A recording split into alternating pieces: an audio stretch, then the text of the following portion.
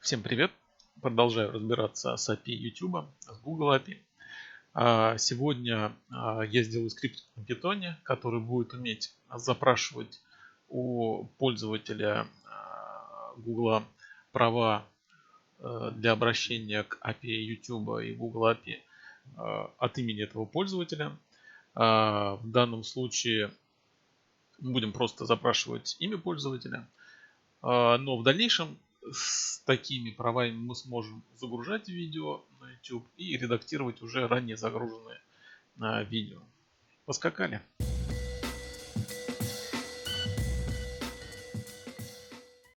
В предыдущих видео для доступа к API YouTube я использовал ключ разработчика APK, который мы получили в одном из первых видео.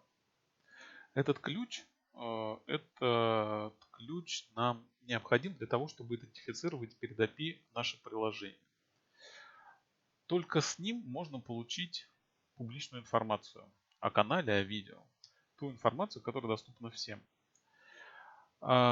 И операции с помощью этого ключа можно делать только те, которые не требуют авторизации пользователя.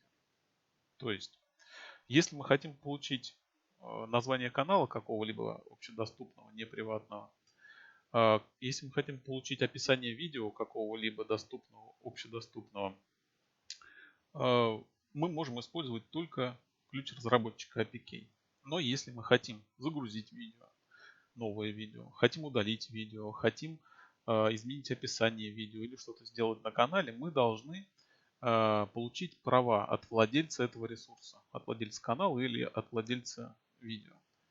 Соответственно, мы должны эти права у владельца каким-либо образом запросить. Для этого существуют так называемые ключи доступа OAuth. Схема простая.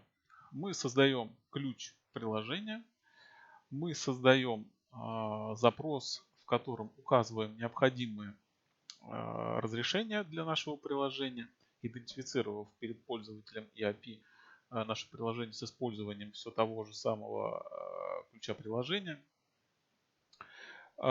После чего пользователь должен определенным образом подтвердить эти разрешения, разрешить нам, допустим, изменять видео, описание к нему, загружать новое видео. Мы это подтверждение должны каким-либо образом получить, после чего у нас появится возможность что-либо делать от лица пользователя, изменять видео, изменять описание, ну и так далее. Прежде чем создавать ключи приложения для запроса разрешения от пользователя, нам необходимо создать страницу соглашений приложения. Страница это необходимо для того, чтобы рассказать пользователю нашего приложения о том, что это за приложение и зачем мы запрашиваем у пользователя права, для чего они нам могут быть нужны, и контакты владельца приложения, в данном случае меня, для связи, если вдруг у пользователя приложения возникнут какие-то сложности. Идем в консоль Google Cloud Platform. Если мы раньше не создавали такую страницу, то у нас будет соответствующая кнопка в разделе Credentials. Нажимаем на эту кнопку и приступаем к созданию страницы. Сначала мы можем выбрать тип приложения для внутреннего пользования в организации, либо же для внешних пользователей. Так как при создании приложения я указал, что никакой организации нету, то мы не сможем в окне соглашения выбрать, что это приложение для внутреннего использования. На самом деле здесь есть преимущества и у такого типа, и у такого типа. Но так или иначе, я всегда использовал только внешние приложения. Указываем внешнее.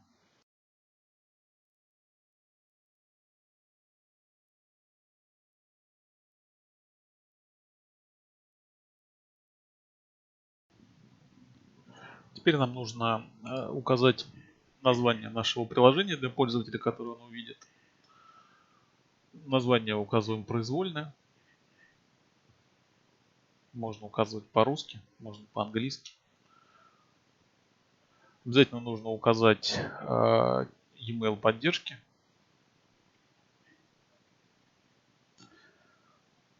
Остальные параметры пока заполнять не будем, но в некоторых случаях они понадобятся. В данном случае домен я не указывал, но когда будем работать с PHP, мы будем этим пользоваться. Это необходимый пункт.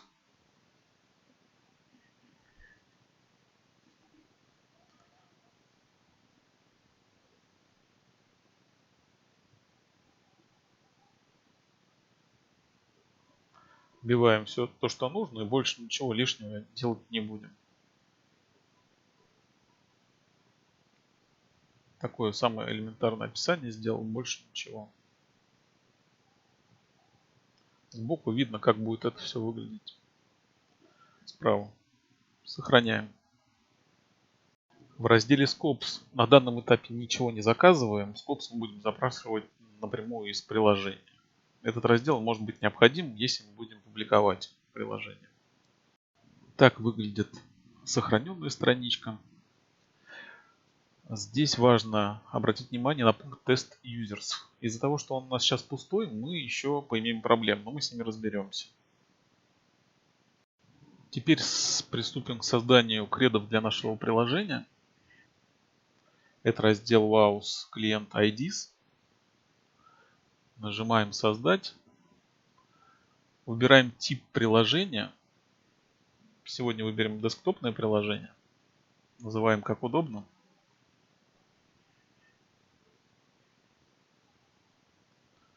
От типа зависят разные штуки, но на самом деле это не принципиально.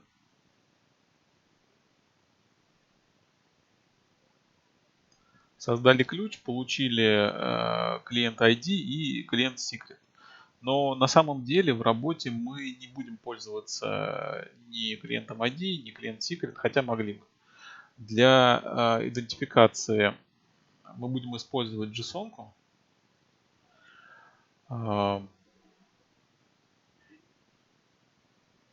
Про скопы это отдельная тема. Поговорим, когда будем разбирать код.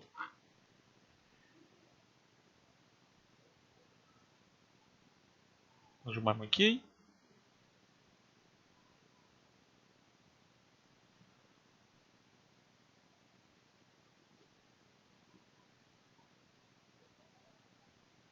Как я сказал, эти ключи нам сейчас не понадобятся. Нам понадобится JSON файл. Именно его мы будем использовать в работе. Это обычный текстовый файлик, в котором информация сохранена в текстовом формате. В этом файлике содержатся необходимые данные, которые позволяют идентифицировать приложение, с которым мы работаем, показать пользователю правильную страницу соглашений.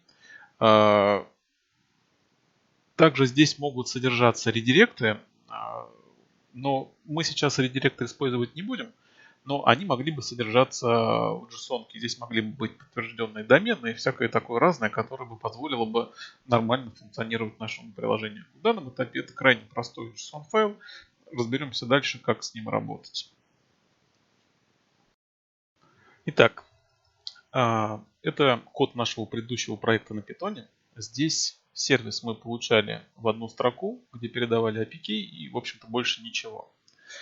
Чтобы работать по-новому с авторизацией от имени пользователя, нам необходимо прежде всего тот JSON, который мы в предыдущем этапе получили, положить в доступную проекту папку рядышком куда-нибудь с нашим скриптом и создать что-то подобное, какой-то подобный скрипт. Он в целом достаточно похож на наш предыдущий скрипт. Здесь у нас есть функция getService, получение службы. Вы наверняка обратили внимание, что основное отличие функции getService заключается в том, что теперь мы передаем не APK, а креции. Креции — это некие данные, некая информация, которая подтверждает, что наше приложение имеет право делать определенные процедуры.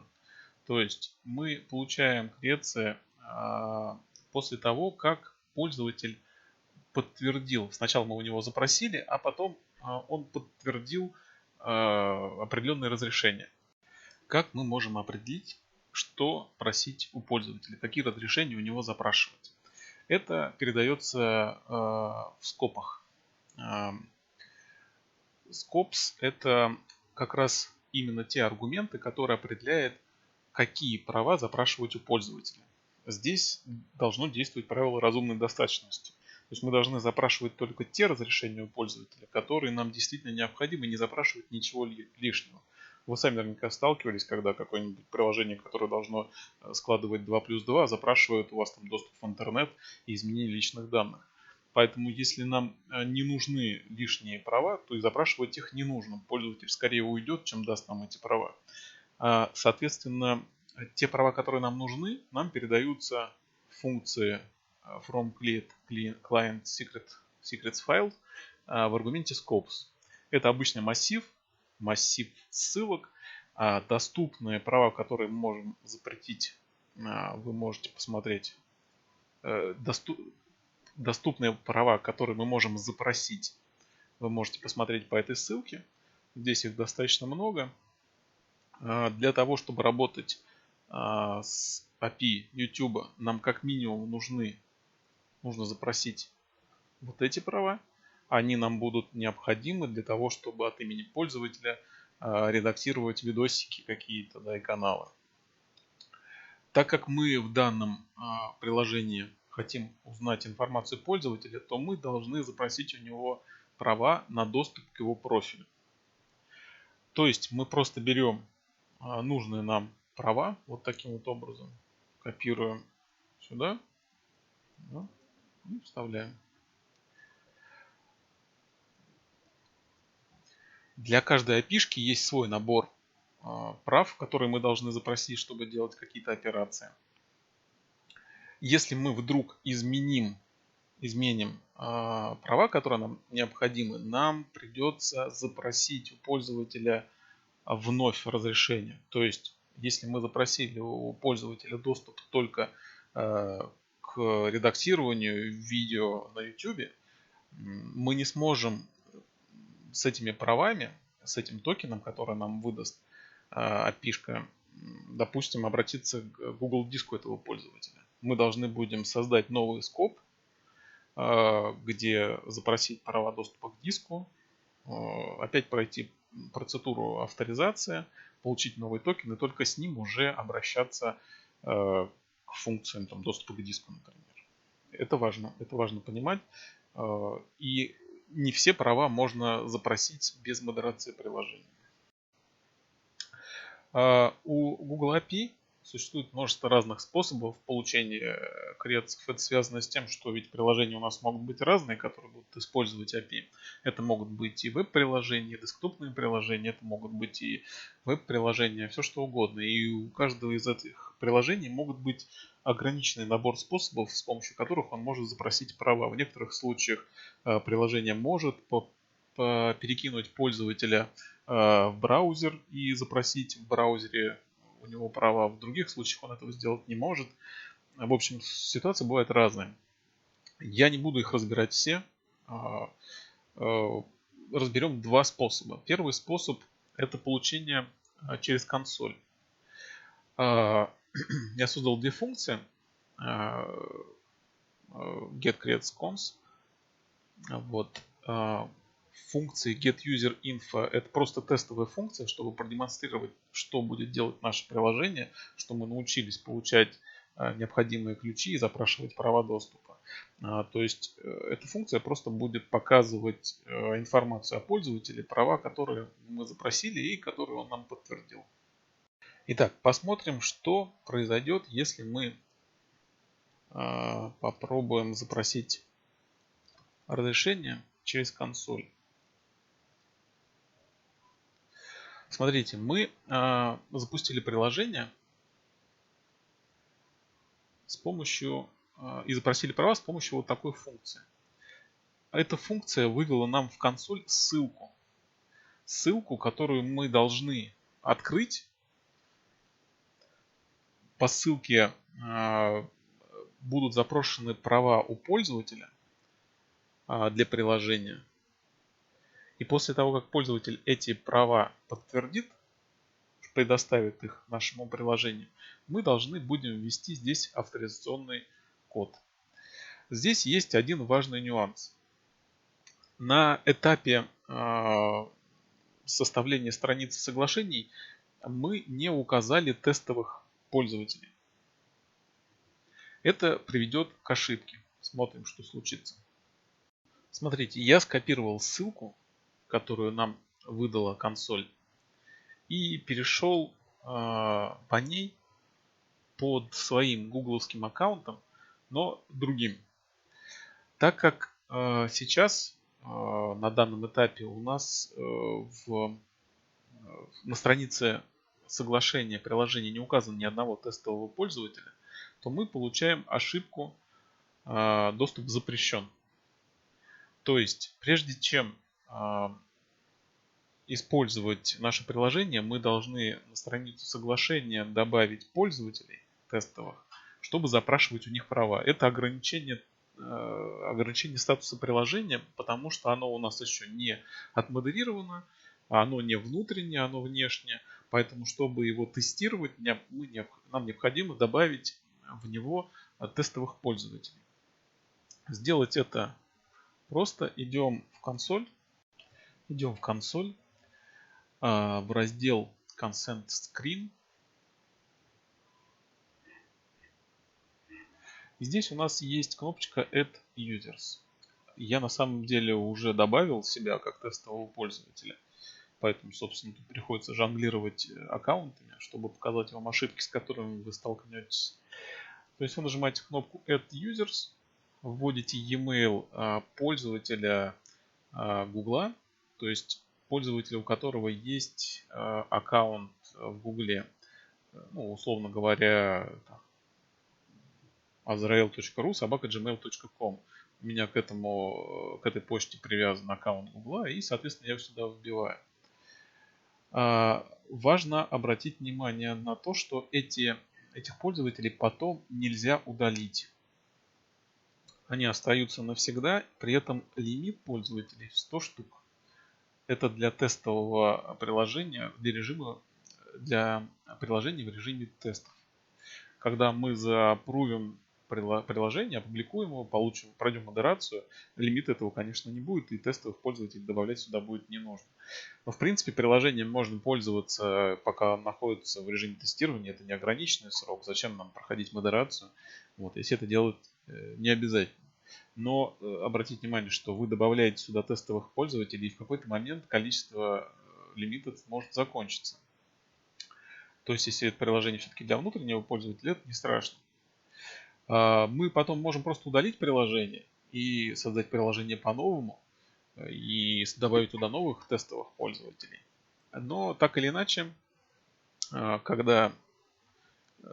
чтобы вот эта авторизация заработала, необходимо, чтобы здесь были тестовые пользователи. И, соответственно, мы должны переходить по этой ссылке в том аккаунте, которые добавлены в тестовые пользователи. То есть копируем ссылку, вставляем ее, переходим. Теперь видите, ошибки нету. Нажимаем аккаунт, с которым хотим, которых мы хотим, чтобы предоставил аккаунт, который предоставляет нашему приложению права получать информацию в данном случае о своем аккаунте. Разрешаем. Вот этот код. Нажимаем скопировать. Сюда вставляем. Вот ответ от API. Мы узнали ID меня, пользователя, от имени которого я предоставил разрешение. Имя, картинка и что-то еще. У этого способа есть один серьезный недостаток. Он заключается в том, что мы запросили права у пользователя, но после того, как их получили, их нигде не сохранили. То есть мы получили код, даже если этот мы код где-то сохраним, он не сработает. В следующий раз, когда мы запустим приложение, нам будет предложено перейти по новой ссылке. То есть вот у нас есть старый код.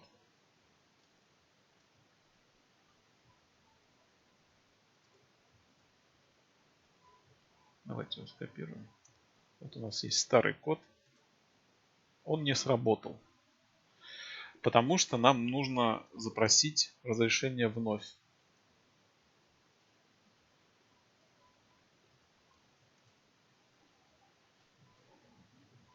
Опять подтвердить все разрешения.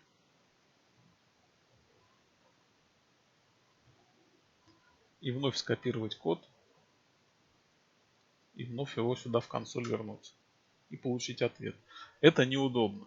Но, безусловно, это можно решить, эту проблему. Для этого будем пользоваться следующей функцией. Следующий способ на самом деле описан на первой странице документации для Google Docs API. Вот он. Я его в коде, ссылку на эту документацию также оставлю. Ну и на сайте в коде вы его увидите. То есть суть здесь такая. Мы запрашиваем доступ у пользователя, права доступа у пользователя. Затем полученные крецы сохраняем в локальный файлик. И при следующем обращении пытаемся прочитать эти крецы из файлика. Если они валидны и не протухли, то, соответственно, передаем их в качестве крецев для использования дальше при построении сервиса. Если крецы протухли, то мы запрашиваем обновление их. Если крецы невалидны, пытаемся вновь получить новые крецы от пользователя. С таким способом нам придется запрашивать, просить пользователя перейти по ссылке всего лишь однажды. Более того, в данной конфигурации скрипта, скрипт сам попытается перейти по ссылке и запросить права. Давайте посмотрим, как это будет выглядеть. Смотрите, я запустил, и сразу скрипт отправил нас вот по этой ссылке, но отправил нас по этой ссылке в открытый браузер, который установлен в системе по умолчанию. Но предположим, что у нас на компьютере может быть множество в браузере аккаунтов Google, и мы хотим предоставить нашему приложению права от конкретного пользователя под определенным конкретным аккаунтом. Соответственно, мы просто можем закрыть эту вкладку, можем скопировать ссылку, открыть или войти в нужный аккаунт Google в нашем браузере, выбрать, подтвердить, разрешить. Все, смотрите, нам в ответ не дают никакого кода. На самом деле этот код есть, вот он. Да? Но так как Python при таком способе получения крецев просто поднял локальный сервер, то этот сервер этот ответ получил и сгенерил нам юзерский токен в файлике, который мы указали. Это здесь я указал, вот он, user token файл. То есть мы эти крецы сохранили в файлик, и при следующей отработке скрипта мы не будем запрашивать никаких прав вновь. У данного способа, в принципе, у токенов Google API в основном срок жизни токенов ограничен. Он обычно ограничен часом, то есть в течение часа он протухает и его необходимо обновлять. У разных API-шек на разных языках у крецев сохраняется или не сохраняется токен для обновления, refresh токен. В данной схеме достаточно просто получить токен пользователя из файлика и обновить его при необходимости. То есть через час, когда мы запустим наш скрипт, токен будет уже протухший, но скрипт сам отработает, запросит сервера об обновлении токена и сохранит, соответственно, результаты обновления в файлик вновь. И в итоге этот токен будет работать, в общем-то, вечно. Подводя итоги, можно сказать следующее. Есть множество способов у гугловских API получения подтверждения прав у пользователя. Сегодня мы рассмотрели один из них, один из многих. Вы на самом деле можете пользоваться какими-то другими, знать какие-то другие, я могу какие-то не знать. Но данного способа достаточно для того, чтобы получить права у пользователя, достаточно для того, чтобы загружать видео на YouTube в свой канал, принадлежащий данному пользователю, менять описание, редактировать заголовки, комментарии, удалять, банить пользователей и делать все остальное, что нам в принципе и нужно в конце концов. Соответственно, с вот этой схемой авторизации мы уже можем приступить к следующему этапу. Это к загрузке видосиков на YouTube, которые мы ранее генерили с помощью FFmpeg. Но я думаю, в следующем ролике я сделаю покажу еще один способ получения крецов на PHP. Это нам пригодится, возможно, в дальнейшем. А уже через видео буду пробовать загружать видосики на YouTube, на тестовый канал. Поэтому подписывайтесь. Понравилось — лайки, не понравилось — дизлайки. До новых встреч. Спасибо.